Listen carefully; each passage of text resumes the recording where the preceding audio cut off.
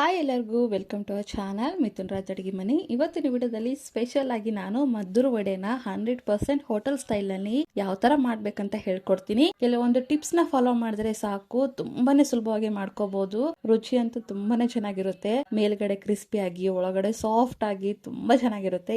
Evening ಸಂಜೆಗೆ ಈ ಚಳಿಗೆ ಈ ರೆಸಿಪಿ ಬೆಸ್ಟ್ ಅಂತ ಹೇಳ್ಬೋದು.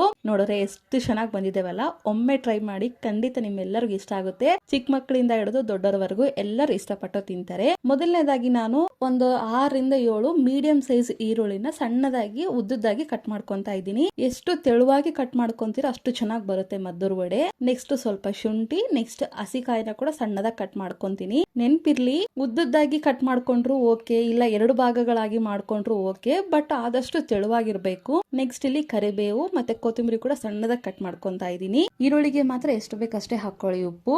ನೆಕ್ಸ್ಟ್ ಉಪ್ಪು ಹಾಕಿ ನೀಟಾಗಿ ಕಿಚ್ಕೋಬೇಕು. ನೀರಿನಾಂಶ ಎಲ್ಲ ಬಿಡಬೇಕು, ಅಲ್ಲಿವರೆಗೂ ನಾವು ಕಿಚ್ಕೋಬೇಕಾಗುತ್ತೆ. ನೆಕ್ಸ್ಟ್ ಇದಕ್ಕೆ 1 ಕಪ್ ಅಷ್ಟು ಸಣ್ಣ ರವೆ ಹಾಕೊಳ್ಳಿ.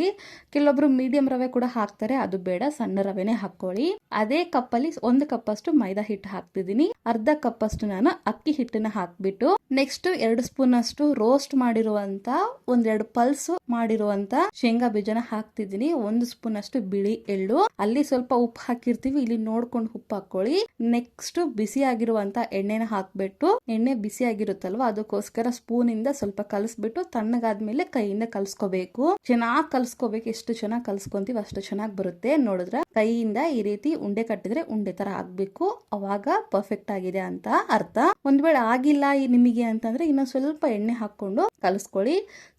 ಸ್ವಲ್ಪನೇ ನೀರ್ ಹಾಕೊಂತ ಸ್ವಲ್ಪ ಚಪಾತಿ ಹಿಟ್ಟು ಯಾವ ತರ ಇರುತ್ತೆ ನೋಡಿ, ಅದಕ್ಕಿಂತ ಸ್ವಲ್ಪ ಮೆತ್ತಗಾಗಿ ಕಲ್ಸ್ಕೋಬೇಕಾಗುತ್ತೆ ನಾವು. ನೋಡಿದ್ರ ಹಿಟ್ಟು ಕೂಡ ರೆಡಿ ಆಯ್ತು.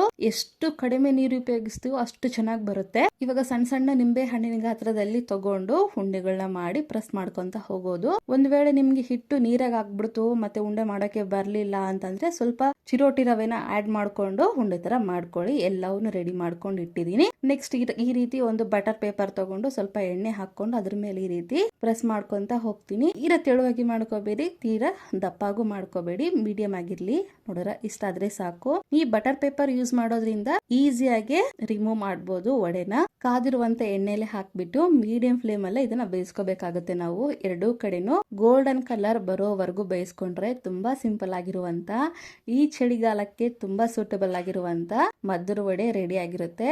ಹಾಗೇನೆ ತಿನ್ಬೋದು, ಇಲ್ಲ ಚಟ್ನಿಯಿಂದನೂ ತಿನ್ಬೋದು, ಇಲ್ಲ ಸಾಸಿಂದನೂ ತಿನ್ಬೋದು. ಹೇಗ್ ತಿಂದ್ರು ಚೆನ್ನಾಗಿರುತ್ತೆ. ಎಷ್ಟು ಸಿಂಪಲ್ ಆಗಿ ಮಾಡ್ಬೋದಲ್ವಾ. ಈ ರೆಸಿಪಿ ನಿಮಗೆ ಇಷ್ಟ ಆದ್ರೆ ಒಂದು ಲೈಕ್, ಶೇರ್ ಅಂಡ್ ಕಮೆಂಟ್ ಮಾಡೋದನ್ನ ಮಾತ್ರ ಮರಿಬೇಡಿ. ಖಂಡಿತ ಈ ರೆಸಿಪಿನ ಟ್ರೈ ಮಾಡಿ, ತುಂಬಾ ಈಸಿ ಆಗಿರುತ್ತೆ. ಮುಂದಿನ ವಿಡಿಯೋದಲ್ಲಿ ಮತ್ತೆ ಸಿಗ್ತೀನಿ. ಅಲ್ಲಿವರೆಗೂ ಟೇಕ್ ಕೇರ್, ಬಾಯ್.